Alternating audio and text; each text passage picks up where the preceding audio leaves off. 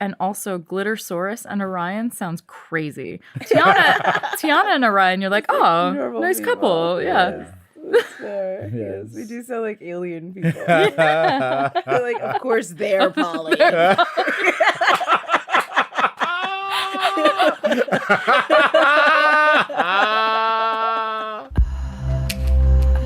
Sex positive culture. It's my body to give. Are threesome gifts a thing? Taking a bra off. I like your bed. Horizontal.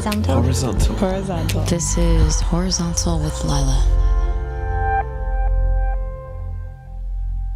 You want to take it one more time? Yes. Okay. That was a really good one, babe. And positive reinforcement. Yeah. So good. That's super great. I'm Lila, and I'm horizontal in the Bronx, New York. I'm Orion. And I'm Tiana. And, And we're horizontal with Lila. I can't stop grinning uncontrollably every time. I'm like, this is my favorite part. I know, I'm all cool to cucumber.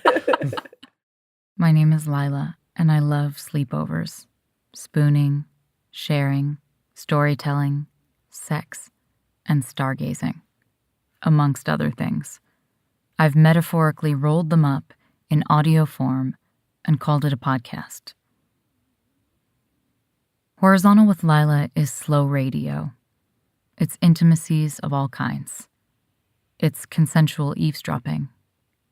It's us lying down right next to each other, wearing robes, sharing secrets in your ears. During seasons 1 and 2, I got horizontal with one guest at a time, but season 3 will be mostly comprised of threesomes, myself plus 2 guests who are in some kind of relationship with one another. Some kind of intimate relationship. Thus far, I've had a trauma specialist and her manager, and co-hosts of a series about male sexuality called The Discerning Dick. Typically, each conversation is between 2 and 3 hours long and divided into 2 parts. The part 1s are available in all the podcast places, and the part 2s are available exclusively for my patrons. But this episode is something truly remarkable.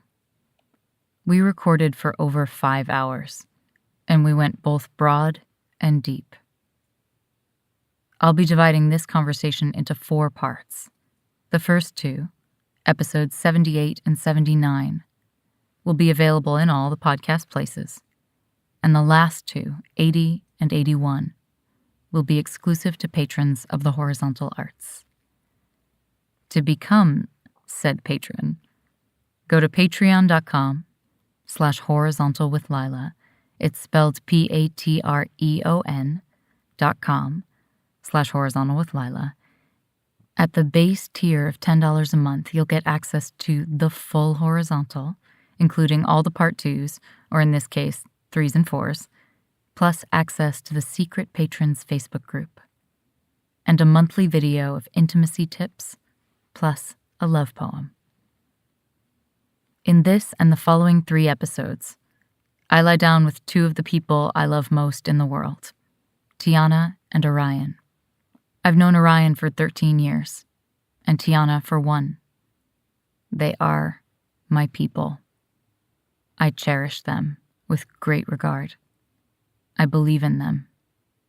I believe in them like a good parent believes in their kids. I see them.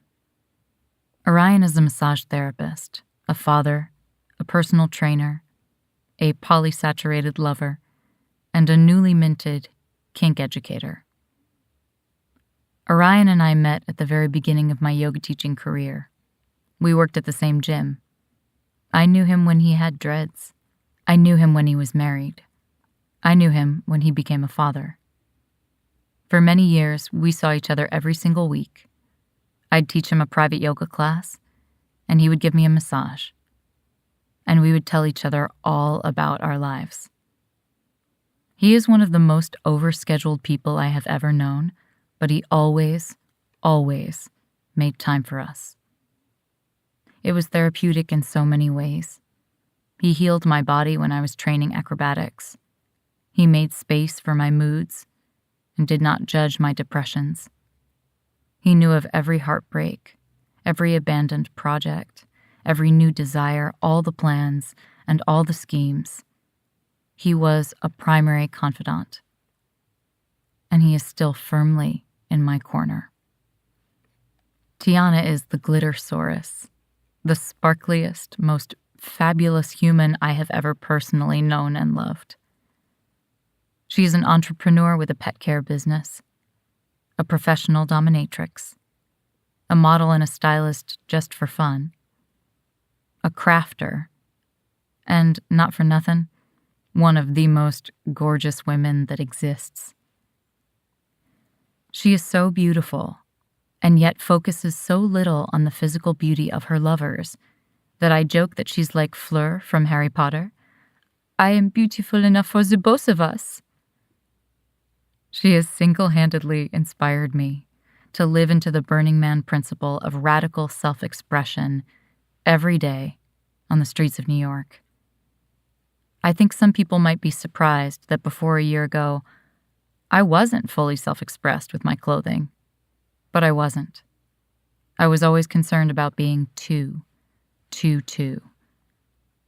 But Tiana, because of her willingness to be gloriously bold, to tolerate the attention that brings, and it brings all kinds of attention, and to go larger, bigger, shinier when she feels challenged, not less. She unlocked that for me, and I am so grateful. She has held me through heartbreak. She's allowed me to show up for her in an area when I first didn't, on her birthday. And she is one of the most supportive friends I've ever been blessed with. Tiana and Orion are polyamorous, which means they have many loves, and they are primary partners, which means that they prioritize their connection with each other, even though they are linked romantically and/or sexually to multiple other partners and lovers and romantic friends. In this episode, Tiana, Orion, and I talk about natural musk, her parents' divorce, commuting between the two households, what Tiana and Orion's parents had in common, face-sitting on teddy bears, the first inklings of exhibitionism, being a good girl, then fucking till you die, Tiana meeting her husband in middle school, the story of her marriage, one very good tip for anal play, the taint, camming on Chatterbait, looking for threesomes on Field, Tiana's first polycule and first triad, and how her ex ended their marriage by wiping out their accounts. And this is just the first quarter of our conversation. So, come lie down with us in the Bronx.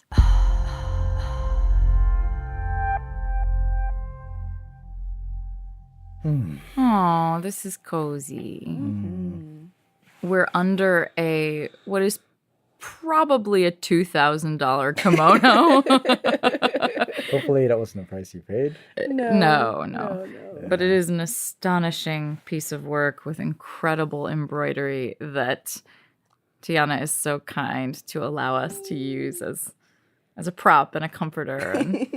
And we're in the Bronx at Orion's apartment, which is a bachelor pad with a very changeable LED light. I'm not sure why.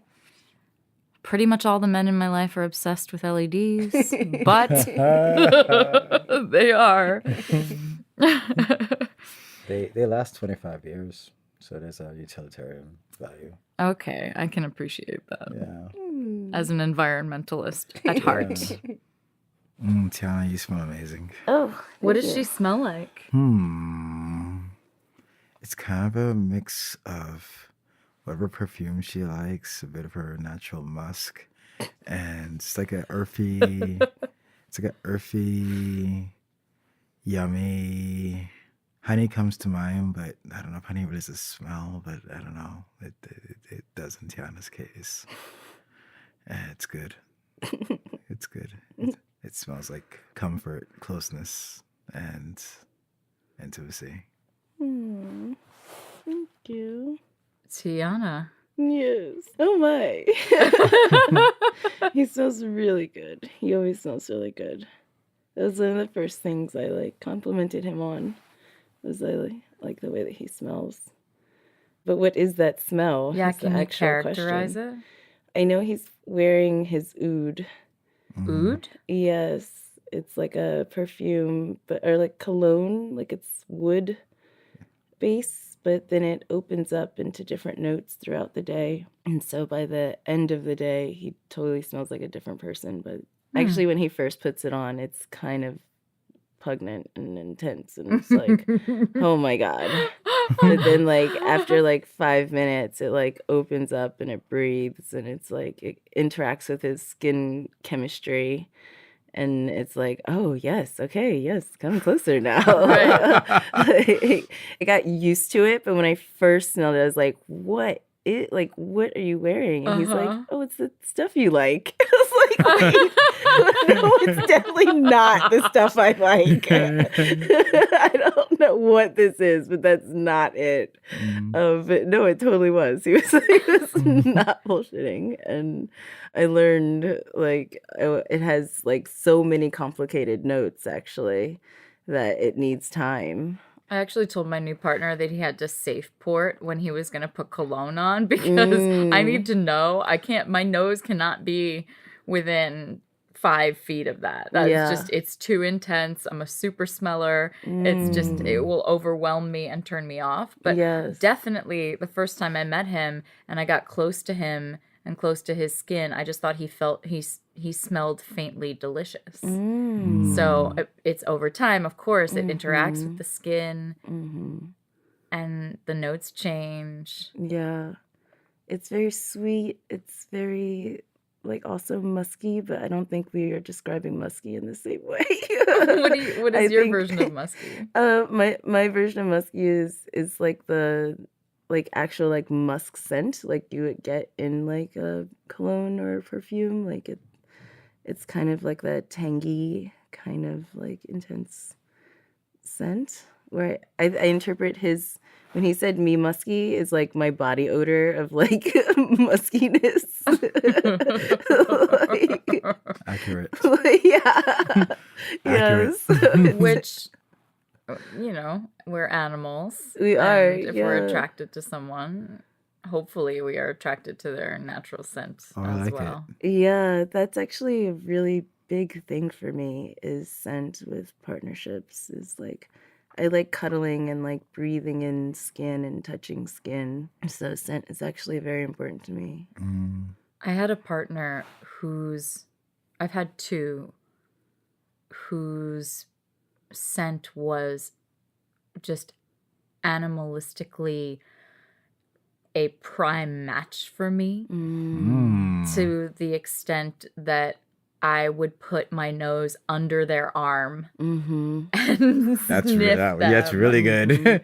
You really liked it. Holy shit. Yeah. That's awesome. Yes. And they were not people who get embarrassed very often, but they got embarrassed when I would do that. Yeah, that's intense because it's such a body part that holds shame for a lot of people. I can speak for myself, growing up, that I was an active child, and so going through puberty, I guess I couldn't smell myself. So my parents always made a point to tell me about myself. And so it was just I always was then self-conscious about smelling bad because I couldn't smell myself. So I didn't want other people to smell me before I could smell me, and be repulsed by me. And I had no idea.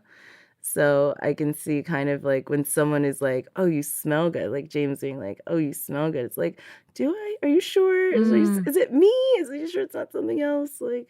So it creates security, a really intense sense of security. What did your parents say? Oh, just go wash your arms, you're smelling musty. My dad was way harsher than my mom. My mom was a lot gentler about it. But my dad would just be like kind of brutal. Luckily, he never like did it in embarrassing like public-y ways. Like it was always when we were kind of by ourselves, but it was still just like oops, like, oh, I'm sorry. Oh, a shame. Like guilt. I don't know. What was her delivery as opposed to your father's delivery? I don't remember what she would say verbatim. It's more of like I remember the feeling of just her being like, okay, it happens. You're going through like this change in life and you just have to be aware of it. And so she would be like, maybe let's get you stronger deodorant, like it was I guess more solution based, like we were in this together instead of like Yeah. go deal with this thing. Go Like, take care of yeah, this. go take care of this. Yeah. It was more of like, okay, clearly what you're doing is not working. So let's do something that could work. Is that a dynamic that you had often with your parents where your mother was a bit gentler and I remember you saying something about I told you that my mother, the very, very first thing she says about anybody. So, I like to put people on FaceTime for her to see because she loves to see the people who are in my life. And the very first thing invariably she will comment upon is their looks. Whether she thinks they're ugly or attractive or pretty. Yes. And it's right away, it's ingrained in me so that is almost an instinctive way that I size people up. And I know that she's going to comment on my appearance first. So as soon as we get on the phone, it's like, if I'm wearing makeup, she's like, you look so pretty. If I'm not wearing makeup, she's like, you look so tired. And she used to really not like it when I put my hair up. She was like, don't you think you look nicer with your hair down? Don't you think you look nicer? I don't know if she used those words, but that's how it felt to me. Yeah. And what it instilled in me was a sense that my face really wasn't my feature. And so I really needed to put my hair down because then I looked much prettier. It's crazy. You're beautiful. Yeah, no, you're absolutely Thank you. Yeah. So you said that kind of appearance focus where that person's voice is the judge in your brain that relates to appearance. Yeah. You have with your dad, where it's my mom. Yes. And you said the earrings thing. Can you tell me about that? Yes. Yes. And yeah, for sure, appearance, my dad cared more about appearance or like my appearance than my mom did. And so when I was visiting my dad, he'd also take me shopping more. And because I was a tomboy, I'd be like, no, I don't want new shoes or dress or jeans. It's like, my overalls are good. This bandana covers my head. Like, that makes my hair done. Like, it's kind of the total opposite of what you know of now. I didn't even know that about you. I was just like, no, all I care about is sports and being a tough, like, sporty spice. Wow. like that's kind of like my mentality. So my dad would be like, I got you those earrings, or like, aren't those jeans cool? Like, the girl in the store said these were like the cool jeans to get. And I'd be like, oh, okay, yeah, I guess. Like, like, I guess so. And then I'd eventually wear them because all my other clothes were too dirty. So he'd be like, yeah, you're wearing it. I'm like, oh, yeah, okay, yeah, I guess I am. So I guess when I stopped playing sports, that's when I started caring a bit more. When was that? After middle school, like, yeah, early, like, it's like sophomore year in high school. Why? I guess I transitioned. I had decided that I didn't want to pursue it in college, actually.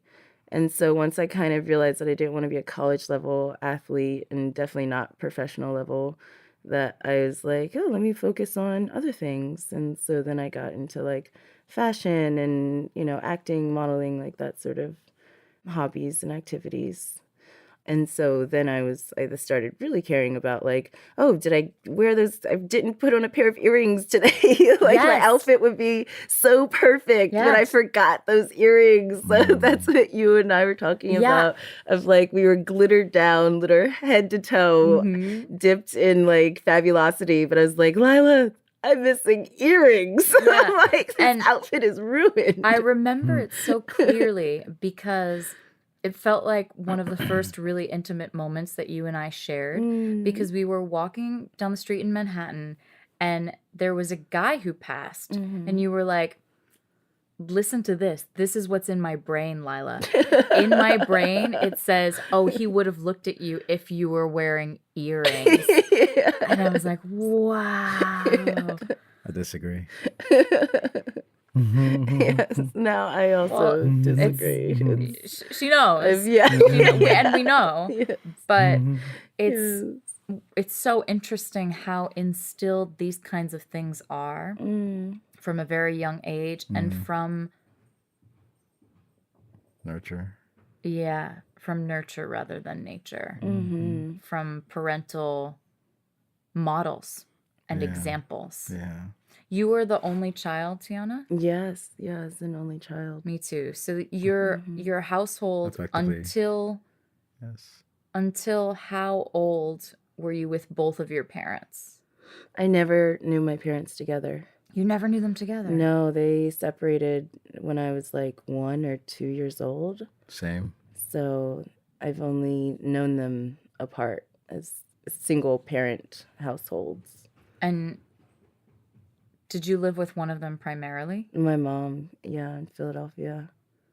And then you would come and visit your dad in Queens? Yes, on like weekends and they would trade off holidays.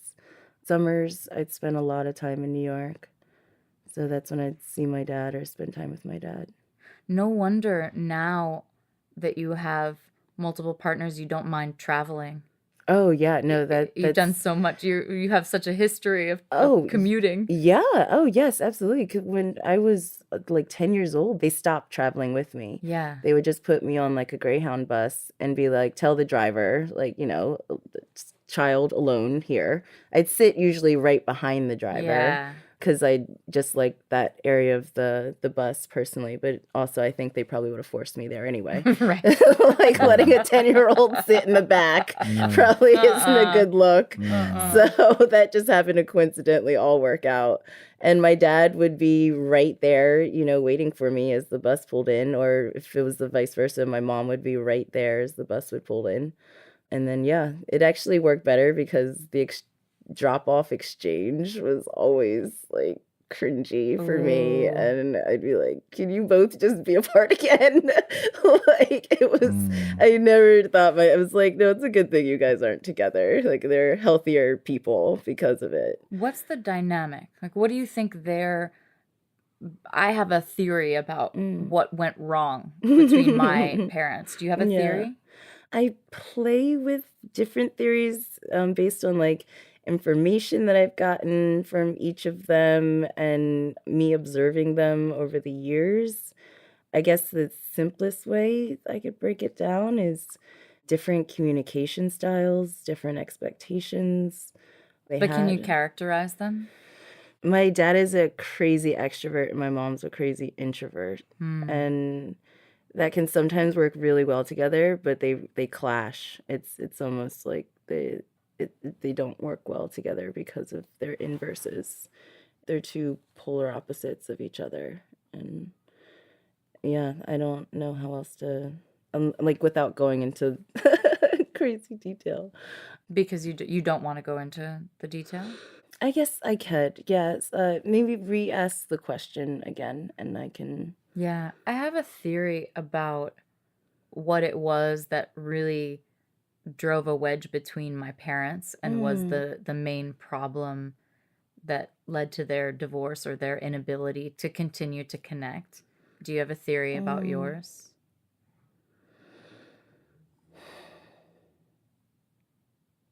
Yeah, I guess I do. I do have a few theories. Are you willing to share? I've never shared them before. So like, oh, okay, share it to the podcast. Okay. Yeah, okay. Well, I guess the theory is that my dad became super aggressive with my mom, and she became fearful for her life, and in turn fearful for my life.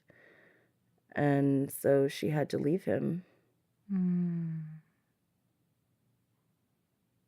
That's what I think is the theory, but I've only heard bits and pieces of different things and different perspectives, and I've never outright asked either one of them.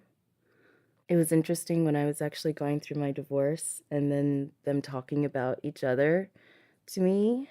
That was really crazy and surreal and weird, to kind of, because everything was kind of drudged up again. Like they don't talk about each other. So then for, after like 20 something years, for them to all of a sudden start talking about each other, and then giving me kind of conflicting things, because they each have their own perspectives. So to hear like my dad's side and then hear my mom's side of like how I should handle my divorce was like really weird. And I almost had to like not talk to either one of them about it because it was just kind of too intense. What advice did they offer? The the main one was like, don't trust your ex anymore. Like now he's not the person that you thought, and you can't keep treating him that way. And that came from your dad or from your mom? Actually, both of them, and for different reasons, and that was really weird and hard to hear. My mom said, don't trust him because, he can actually take everything from your accounts. And he did. So she was totally right on that one. So her mistrust was well placed. Her mistrust is so well placed. And she was like, your dad did it to me. It's totally going to be done. And I was just like, no, Matt and I are different. I'm different. I'm not you. He's not my dad.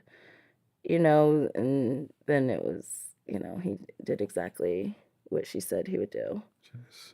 And then my dad said don't trust him just because he said Matt was just a lazy shit. He's like, I never really liked that little shit to begin with.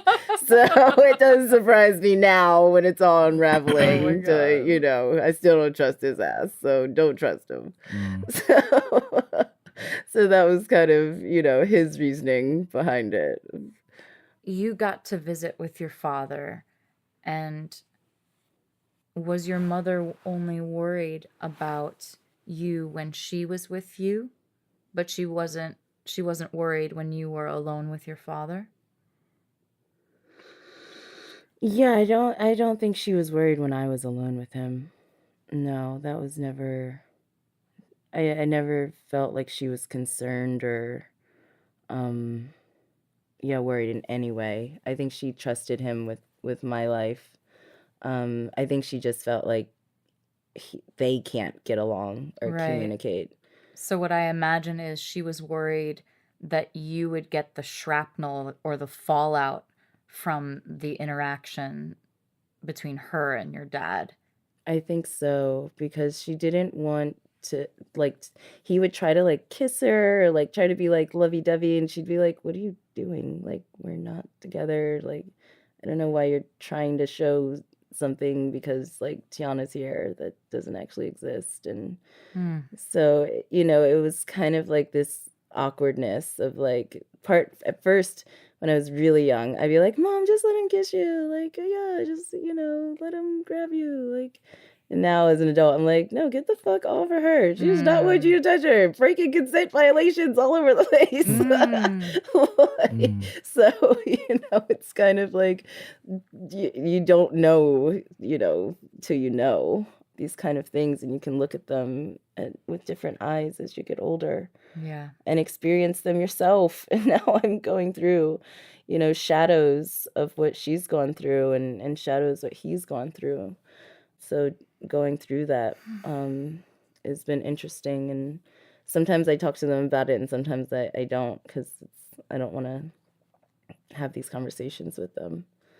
But it's just interesting when I remember the stories that they've told me and then I'm experiencing similar scenarios that it's like, oh, wow, okay, yeah, this can happen, this will happen. Do you think you learned, or what were the lessons that you learned about relationships from witnessing your parents on the other end of the Greyhound bus, or when they were together, this kind of fractious interaction? I think it's affected my want or need for children mostly. Ooh. I think that's always kind of been Ooh. there. And then when I was like, well, I never really thought I'd get married either. So it's like, oh, you're not really going to get married, so I probably won't have children. And I was like, okay with that, like living that kind of, as like a little kid, as like a teenager. I'm not going to get married because I'm not into that, or marriage doesn't look so good, or marriage always breaks up, or... All of that, all of the above. Marriage will eventually fall apart. How can you commit to someone for the rest of your life? I didn't really believe in soulmates. I thought that was a joke.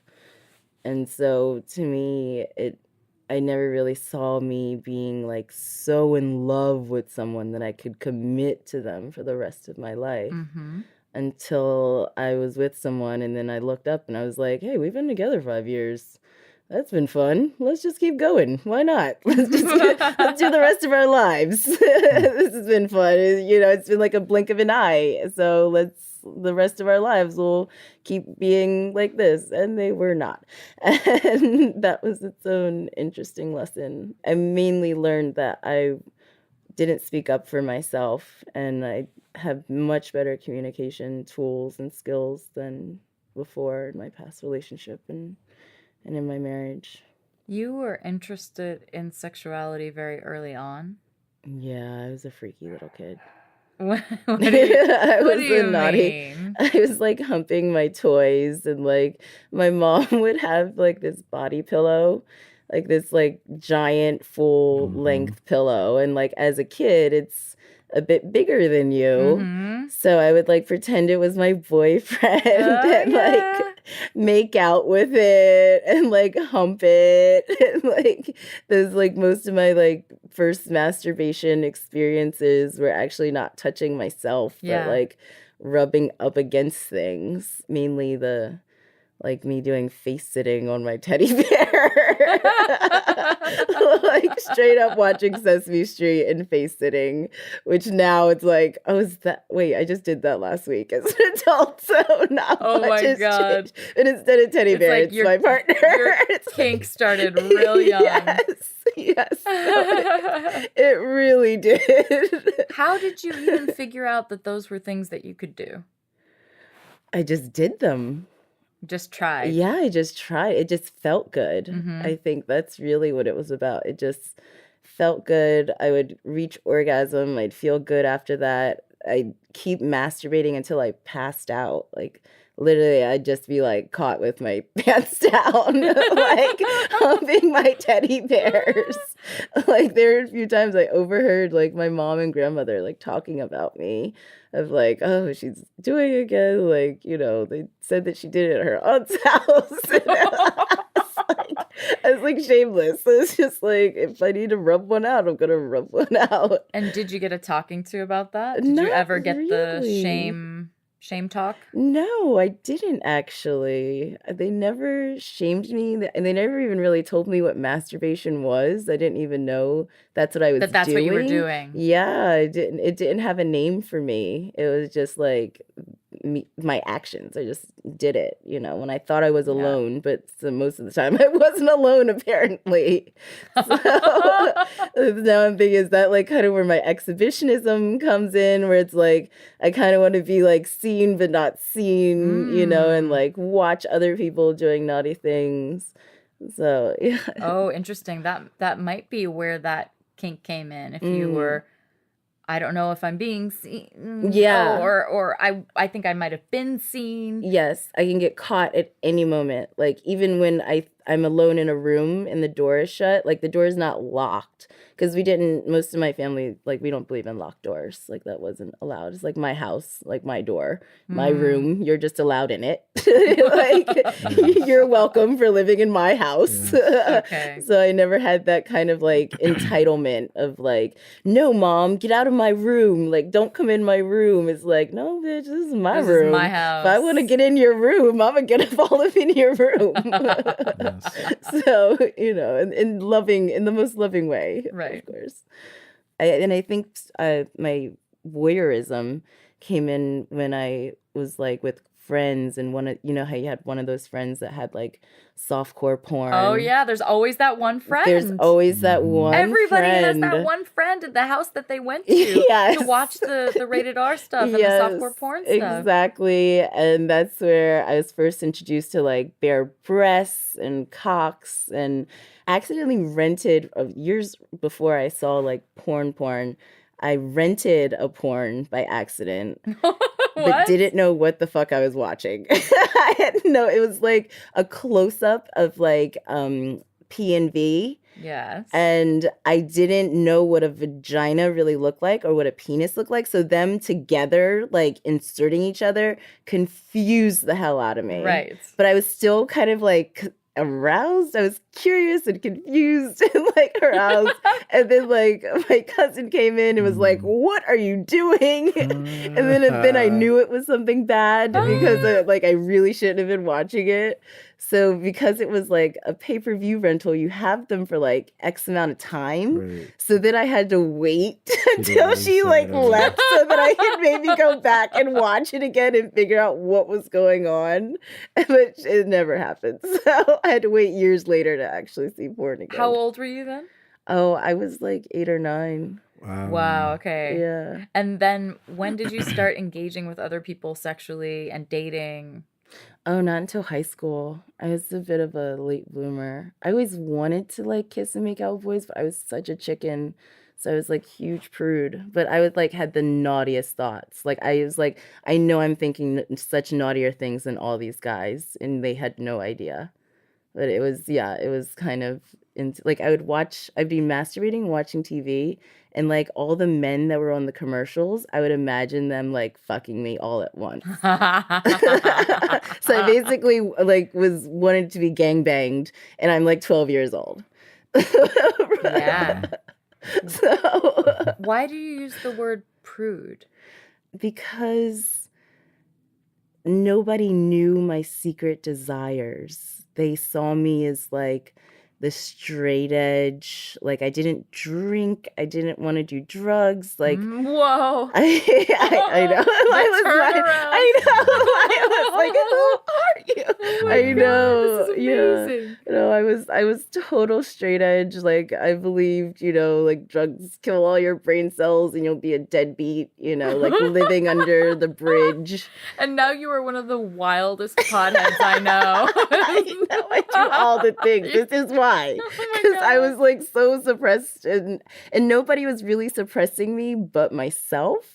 So when I slowly started, you know, getting older and giving myself more permission, and now that I've hit 30, I'm like, all the things. Yes, let's do this. But why did you suppress yourself? Like, if the message wasn't coming from mom, and it wasn't coming from dad, and it wasn't coming from religion. No, it wasn't. We weren't really religious. Where was it coming from? I just wanted to be a good girl. I wanted to just be, you know, good and that's what I thought a good person was too. And so I'd get good grades and then get a good husband and then have a good marriage and a good career. And then once I have grandkids, then I can do all the drugs and fuck all the people.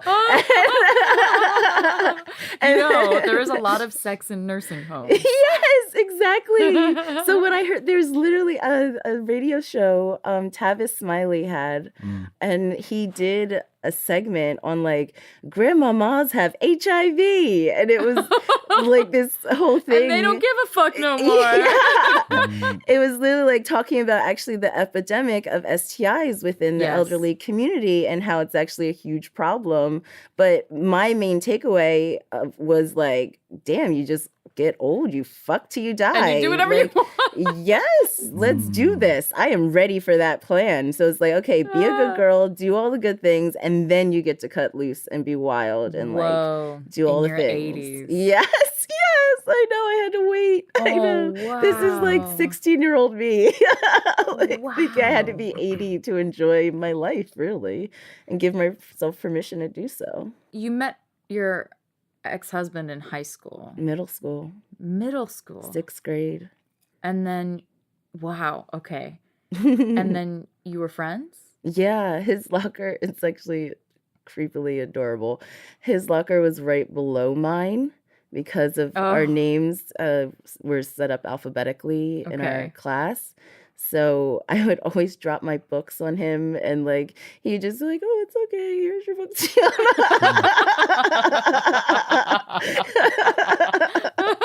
Like, it was like so cute. Gosh. And then like because as we got older, our lockers were always near each other, and my dearest amazing friend Elena actually and I were talking one day, and he just like came up to me. He's like, "Hi, would you like to go to prom with me?" Like, yes. He's like, okay, thank you. And they just walked away. And so we literally had only interacted with me dropping my books on him and then him asking me to prom. Senior prom? Yeah, senior prom. Yes. So 6th grade, yes. Dropping books on his head. Yes. 12th grade, asks you to prom. Out of the blue. Totally didn't know he was interested in me, didn't know he liked me in that way. Whoa. And this was like 6 months before prom. He was like trying to make sure he was like set and ready. So then like later that day, after I kind of gathered myself from the shock of it all, I was like, hey Matt, do you think we should like hang out before prom? Just so it's not like our first time hanging out 6 months from now.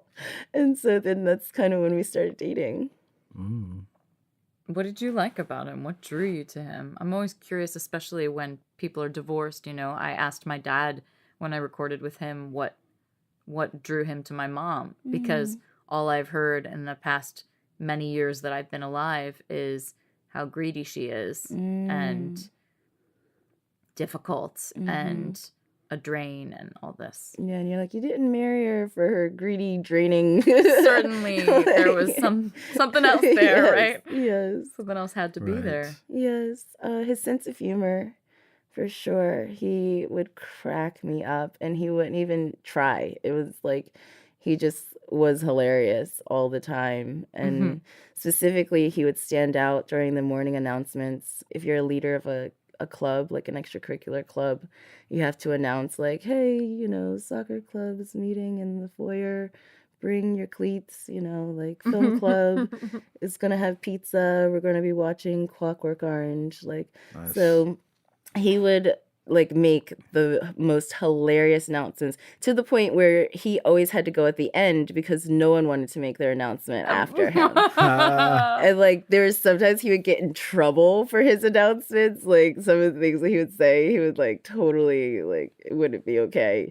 One was actually about like Cinco de Mayo, and it was something along the lines of like it's the day after Cinco de Mayo where, you know, I'm gonna mess it up. Anyway, it's awful. The day when we're all Mexican or something? We're we're like farting out the beans or something like that. No, it's like we're getting over our hangovers or something like that. And it had anything to do with Mexicans or Mexico. It was like how like Americans butcherize this holiday essentially. And that's why it was so funny because like we are not actually celebrating the independence of Mexico during Cinco de Mayo. Right. We're just people using are drinking margaritas. Exactly. So it was more of the lines of like calling out that hypocrisy, but our Spanish teacher was not so happy about that. And so he then had to make a public apology to like the whole school. But you know, it was, yeah, that was kind of like one of his bigger like upsets. But I liked him as like that rebel, you know. I know that doesn't really sound rebellious, but in our private school bubble, he was very rebellious. He was edgy, absolutely. And everybody was kind of like, Abercrombie, you know, and we're like, hot topic. Yes, me too. Like, yes. Hot Topic was my first job. Topic is my first job. Yes, I loved Hot Topic. Oh my Yes, God, I I did actually too. wanted to work there, but I ended up working at the Franklin Institute. I got a red vinyl dress from Hot Topic that I wore to my senior Yes. prom. Oh my And God. the costume teacher, because I went to an arts high school for drama. Oh, The nice. costume teacher was like, "Only you, Lila." And little did she know, and Tiana. Yes. Yes, that's so true. A Yeah, few that was states funny. up. Yeah, exactly. So yeah, we were the misfits, I guess you could say, of our graduating class, and that's what bonded us and connected us. Did you have any sense of the discrepancy in your looks? Did you at that point sense or understand, feel how gorgeous you are and like that you're in this model territory and he was not in that territory? No, because I didn't care about looks because I felt like at the time I was actually doing some modeling in New York. But even with that, got rejected by guys all the time, my own age and in my grade. And so to me, I didn't feel like model gorgeous, even though I literally was modeling. Yeah. So I was just happy that he was giving me any attention. I was like, "Oh my God, you like me? What? Oh, yes. Okay. Well, I like you too. Let's hang out. Let's be together." And so that's actually kind of funny that you say that. I never really thought of that or even put that together. I was just grateful for the attention. Was there ever any issue amongst your peers about you having an interracial relationship? No, that wasn't really a big deal at our school, even though there weren't that many people of color or like black people, black women, black girls. There were more black guys because of sports. We were a big sports school. Did that mean that they recruited? Yeah, they heavily recruited. Got it. Definitely. So a lot of people, you had to also be academically inclined. Like we didn't really have dumb jocks. So that was also kind of a weird snooty clique of like the athletes that were Intelligent also athletes. yeah, that were also like the head of, the class too. Oh, wow. So those are like the ultra populars, I guess you could say. So if you were just athletically inclined and like sort of a okay student, like a B student, which kind of I was, like you weren't really like popular, even though I was, I guess, more athletically better than they were. It was a weird hierarchy. You graduated, you went to college. When did you get married? After high school, I took a year and a half off before going to college, and Matt did about the same. I think he took like a year off before going to college. And so we actually moved in together as friends because we were the only people that we knew in New York. And I had kind of a bad living situation, and he's like, "Just crash on my couch. You don't have to pay rent." I was like, "Are you sure?" At this point, we actually had stopped dating. We were, after prom, we kind of were like, let's just be friends. We're going off to, adult in the world. I actually said that. I said we, but it was more me No, saying, it was you. I want to adult in And the world, and I when don't I want to say high we, school. Yeah. I mean me. I said that. That was me. Yes, explore a bit. Yes, exactly. And so when we moved in together, we became really good friends and bonded, and in that way as just like buddies that talked. And we started smoking pot around the same time too, at like 1920. And so we took like this trip to Holland because we were like, let's go to the Mecca of pot. Yes. I have some family there. We could crash on their couch and we'll just like be blitzed for like 10 days. And you were? We were. Yes. No, we totally were. Do you think that this desire of yours to go out and explore and be more free was the harbinger of the demise of your relationship, or what went wrong? A little bit, yeah, because we were monogamous when we started dating again after we came back from our Holland trip. We were like, hey, let's start having sex. And then he was like, so what are we now that we started having sex? And I was like, I don't know. It's like, can we date? And I'm like, yes, I'm not dating anyone else. And so that's kind of like, how we stumbled into it. And then we just kept doing that. And he would always be like, oh, what if we tried this or, this kinky thing, or I've always wanted to handcuff and and so he would kind of always initiate the exploration of like our sexual activities. And I was always eager and open to it. But again, I was like kind of in good girl mode. So I didn't take the initiative too much because like I wanted to still, I don't know, in my head be like good for my future husband. Because if you do too many sexual acts, you're like a tainted lady, Right. and no one wants to marry a tainted lady. Oh my gosh. I read an article recently about some of the actual sex ed classes that they pass around a tissue or something from hand to hand to hand to hand, and it's supposed to show, oh, you don't want to be like this crumpled tissue that's used by all these people before you get to your husband. Oh no! I know. Oh no! How does the tissue not apply to men? The tissue does not apply to men. That's Men stay a crisp white, like I know. perfect tissue. It shouldn't apply to anybody, of course, but No. it's just, I mean, it's terrifying that is actually being taught. It wasn't a tissue. It was something like that, though, that could show visible marks as it passed from hand to hand, I saw another thing. as though you could be used up. I saw another thing. It was just I think this morning. It was a little like Instagram clip, and basically this guy was showing a woman, and it was like $100 bill. I couldn't see the amount of money, and he said, "Hey, check this out. Do you want it?" She's like, "Yeah." He folded it. "Do you still want it?" She's like, "Yeah." So then he put it on the ground. He stepped on it. He's like, "Do you still want it?" He's like, "Yeah." And he just kept doing all these different things, jumping on it, kicking it around, or whatever. He picks it up, still $100 bill. "Do you still want it?" She's like, "Yeah."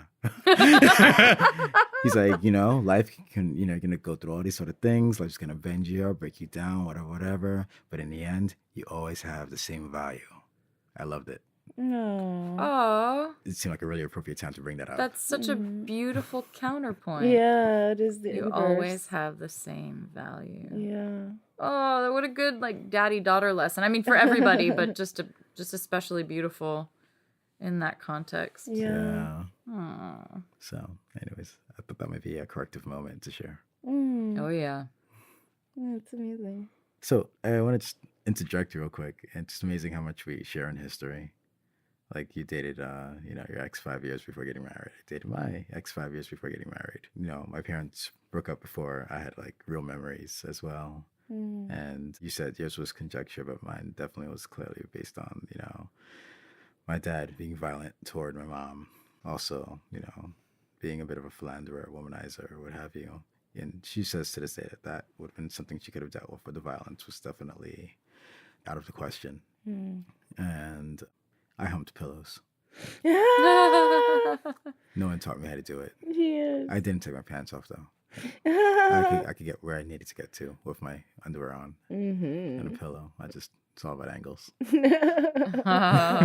Which then traces through your life, all about angles, to your massage therapy and your all the way through to your upcoming anal play class.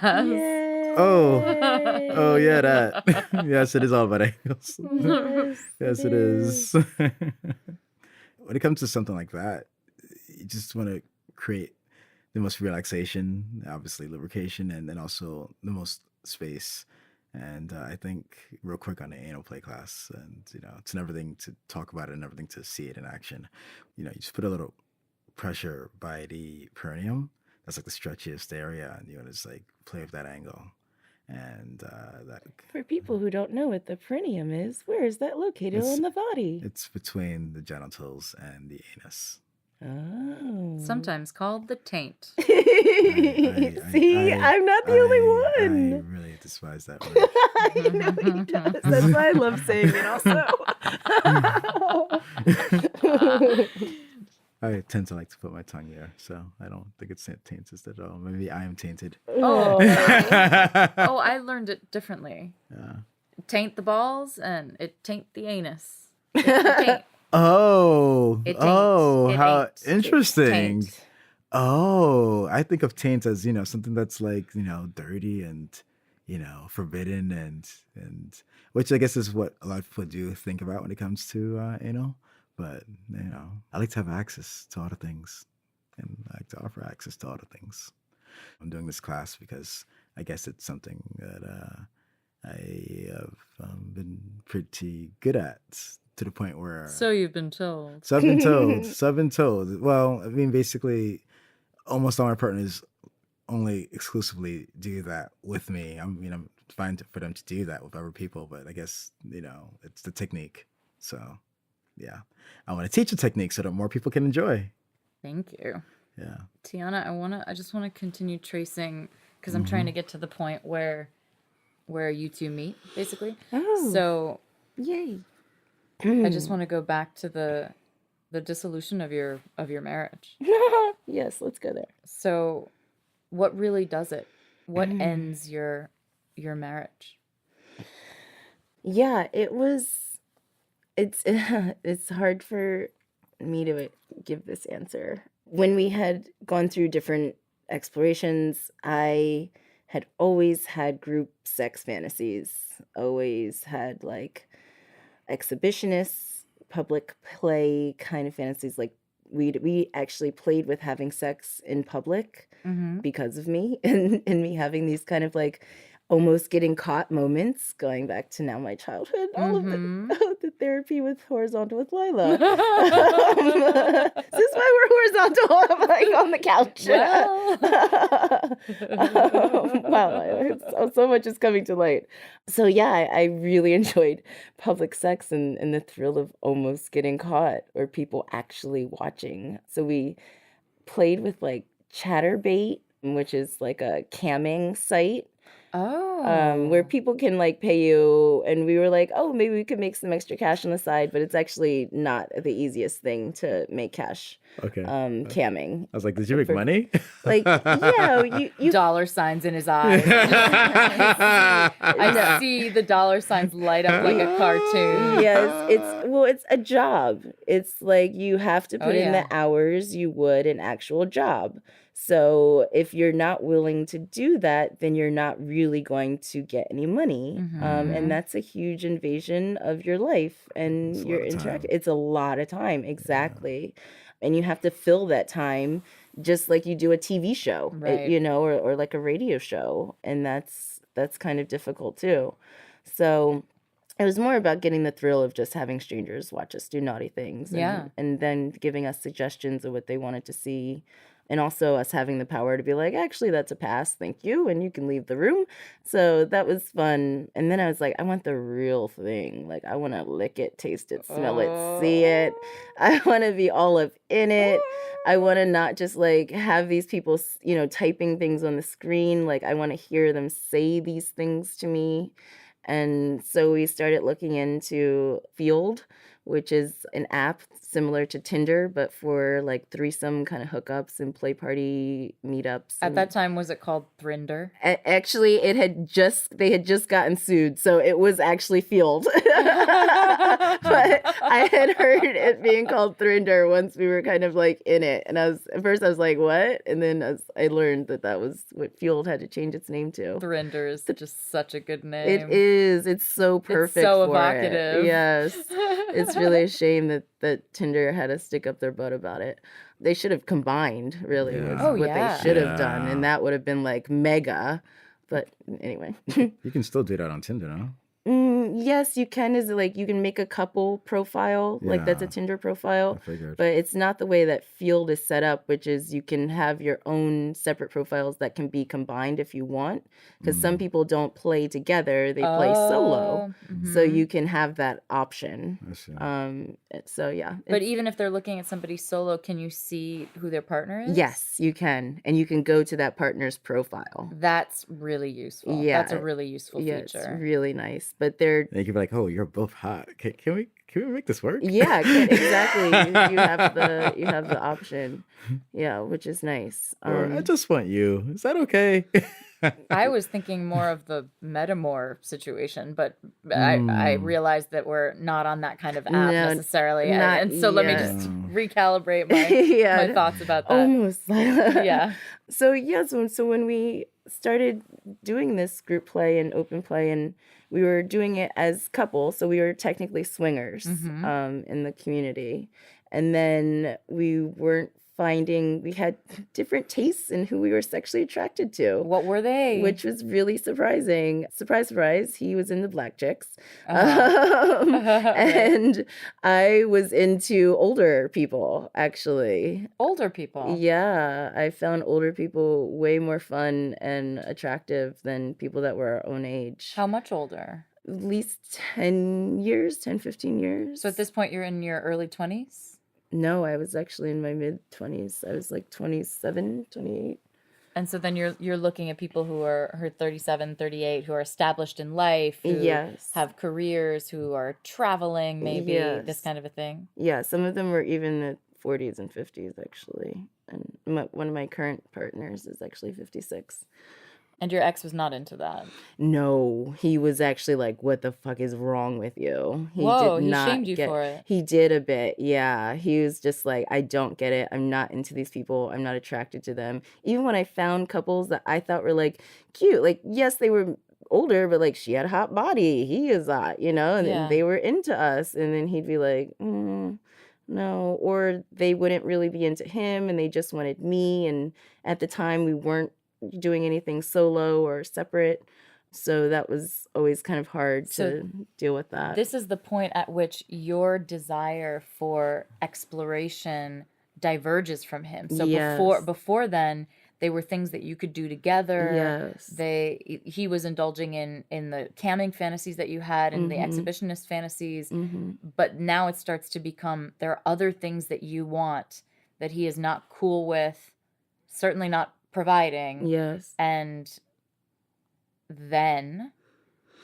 then I started to encourage him to date solo, and I stopped focusing on me, because I was like, if he's happy, he's taken care of, then I can go out and play. yeah. And that'll be fine. And it actually worked. He found a really amazing girlfriend. I really liked her. I actually invited her to play with us on their first date. And we had this really sweet threesome together. And after that, I was like, I don't really want to be a triad, but I really would love for you guys to continue. And Wow. that was really nice to see that and have that. So then when they were established, I was like, okay, my turn. Who's out there? Who wants to play? Mhm. And I found this really amazing couple who had been in the poly world for a few years. And he and I had been lightly chatting for a while. And flirty, send you naughty things. I send, he sends me naughty things. I send him naughty things. And so finally I was like, let's date. Let's go out, and so we had drinks. And the next time I actually met his girlfriend and his wife, and he met my husband. And we all were just hanging out. And then there was the time after that, all of us were hanging out, and then my husband's girlfriend came. So it was the most amazing polycule ever. Whoa. Of just my husband, his girlfriend, my boyfriend, his girlfriend, his wife. Oh, wow. It was all my poly dreams came true. And we were hosting play parties together and going to play parties together. And I was kind of in a triad with my boyfriend and his girlfriend, and I got to really explore being with a woman, actually having more of a relationship with a woman for the first time, because all my experiences with women had only been at play parties and very physical, very carnal, which was amazing and beautiful, but shallow. Not, I wouldn't really we didn't date, we didn't have drinks. It was just go, have fun, play, and then not really see each other after that. So this was really nice to kind of be in a triad, being in a relationship. And also I started having stronger feelings for her than I did him, which is really interesting because then it was like, okay, can you go away? We're we're trying to play here. And how did that go over with him? He was fine with it. He was like, yeah, okay, you guys play. I'll just, be on this side of the bed, like watching. So it was really sweet and lovely. And I wasn't clear with my communication. And so as I'm getting lost in this new polycule, I didn't realize that like my ex and his girlfriend were going through like their own bonding experience. And so He wasn't your ex yet. no, he wasn't my ex yet. So He's still my husband. husband Yes. and his girlfriend. And his girlfriend, yeah. So when we'd all kind of come back together, like when he and I would come back together, it would be kind of awkward. It would be really weird. Didn't feel the same. And so we tried to like have date nights, we were going to therapy and seeing someone who's like, known as like the poly relationship coach. And so we were, just trying to do all the things possible to like maintain our primary ship to each other. But it just never felt like we could get it together. I used the analogy when we were together, Lila, and you always said, you like my analogies. I love your analogies. I always kind of described our relationship as like this beautiful like carpet in our home that, is detailed and intricate and, so much love put into it. And over time, we thought we were caring for the rug, vacuuming it, shampooing it, washing it. And it wasn't until we opened up our marriage that was kind of like opening up the windows of like the house. And then like the rug gets shaken out. It's like we do a good shake to the rug. And you thought that like this beautiful, clean thing is like got all this dust and debris. And as you're in it and you're shaking it and you're like, oh my God, I can't breathe. Like it then starts getting in your lungs. It starts coating you. It starts covering you. And it becomes suffocating. And it was so suffocating that the only solution to me was like, we have to roll up this rug and get rid of it. We can't keep this in our home. I can't keep this around me. Because even though the therapy was helping get rid of some of the debris, it was still there. It was still in our lungs. We couldn't get rid of all of it. We couldn't get past a lot of stuff. And that was really heartbreaking because I was losing my best friend. I was losing my lover. And then I was losing my husband.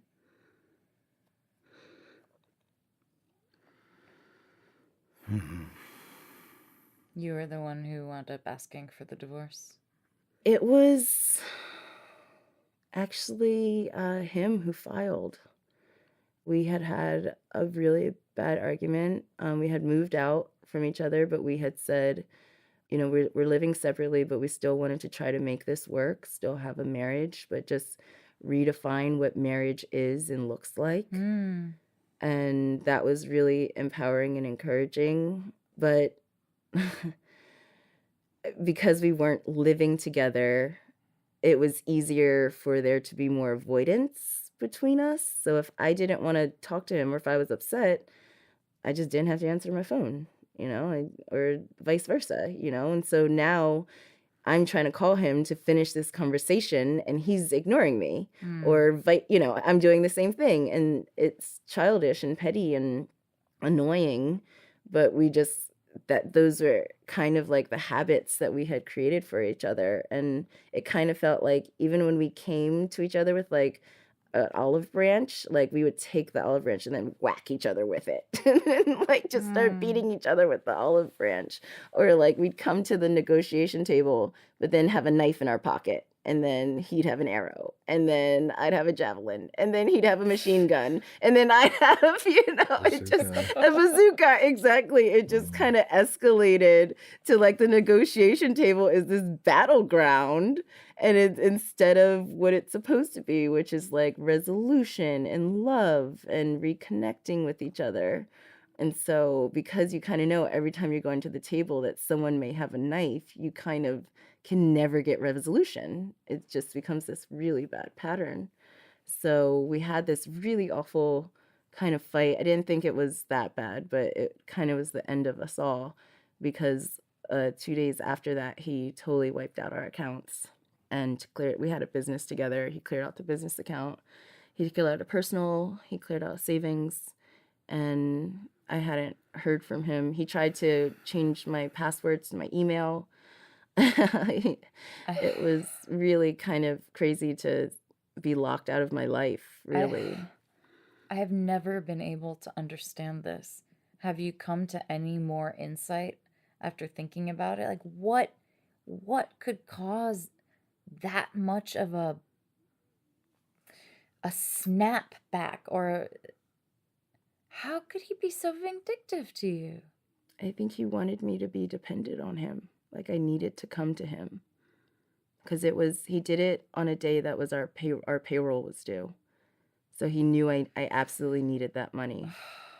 And the only way for me to get that money was to come to him, to bend to his will, I don't know for a fact. This is the only like rationalization I've come up with, is that he was really desperate for my attention and to have like the power, to have all the control.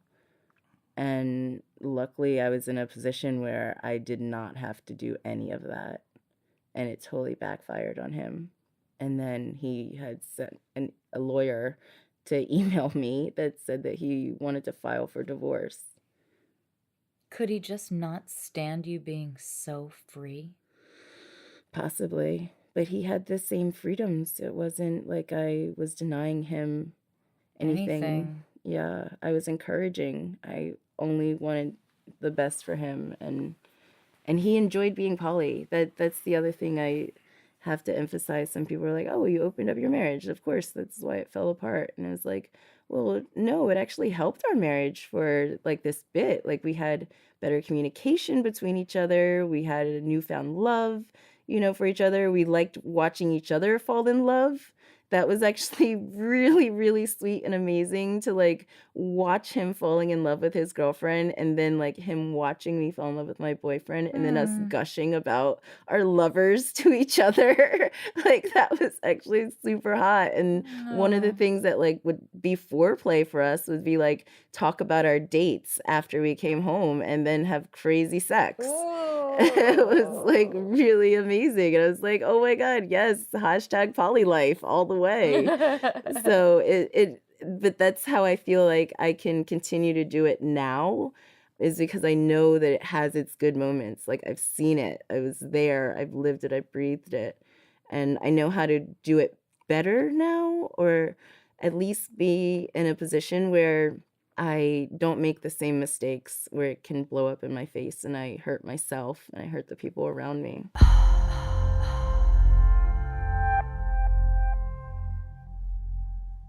This podcast was edited by Chad Michael Snavely.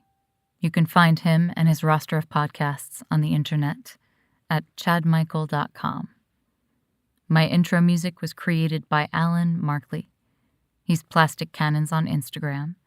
And my sensual cover art was illustrated by Shauna Shea, whom you can find on 99 Designs. In next week's episode, we dive deep into Orion's story. So until next week, may you have someone to love, something to do, and something to look forward to. Thank you for getting horizontal with us.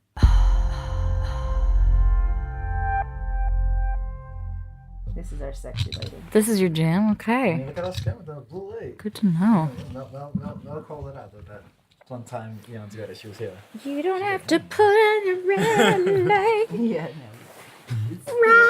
I do it because I mix my painting pop.